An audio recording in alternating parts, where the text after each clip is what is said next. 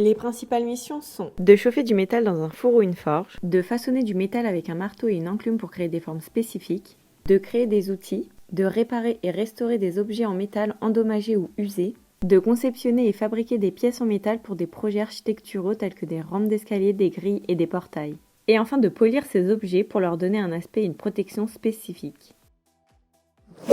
Il faut maîtriser les techniques de forgeage à chaud et à froid, avoir des connaissances solides en métallurgie et en propriété des métaux, avoir une capacité à lire et à interpréter des plans, des dessins et des modèles, être apte de travailler de manière autonome ou en équipe selon les besoins du projet, avoir le sens de la créativité et de l'esthétique, et avoir une habilité manuelle pour manier les outils de forge avec précision.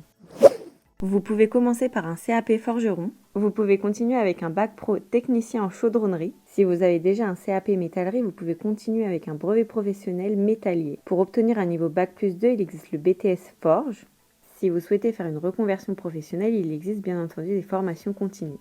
Il existe tout de même des écoles privées proposant des formations en ferronnerie et forge qui peuvent être plus courtes et plus intensives que les formations diplômantes, mais souvent plus onéreuses. Un forgeron peut devenir chef d'atelier, designer de produits, ingénieur de fabrication, entrepreneur ou enseignant.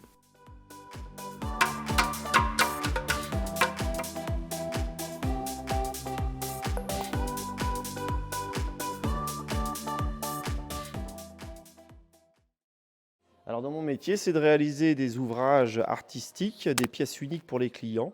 Après avoir discuté avec le client, on dessine un- comment ça s'appelle, un schéma, une épure, un croquis d'un élément, d'un portail ou quoi que ce soit. Voilà, avec le client, on le dessine, il valide son dessin et à partir de là, on peut travailler la matière, la déformer pour vraiment qu'elle soit en pièce unique et vraiment sympathique pour le décor, le côté artisanal, quoi.